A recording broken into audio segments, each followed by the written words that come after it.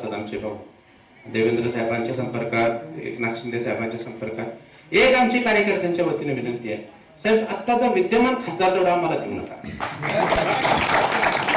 कारण मागच्या वेळेला त्यांना आम्ही पाठिंबा दिला आणि फार मोठी चूक केली, आम्ही दोघं पुढे गेलो. म्हणजे ही आमची चूकच झाली. धनंजय माडकांच्या विरोधात प्रचार अर्थात त्यावेळेला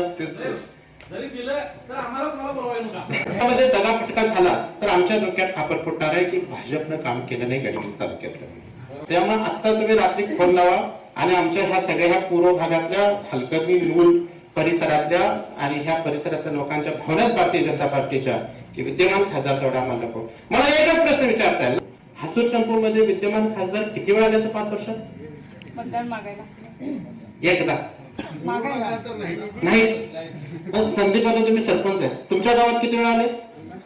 खरं सांगायचं नाही आले. हे इथलं उदाहरण, बाकीचं सर शिवणगेकर सर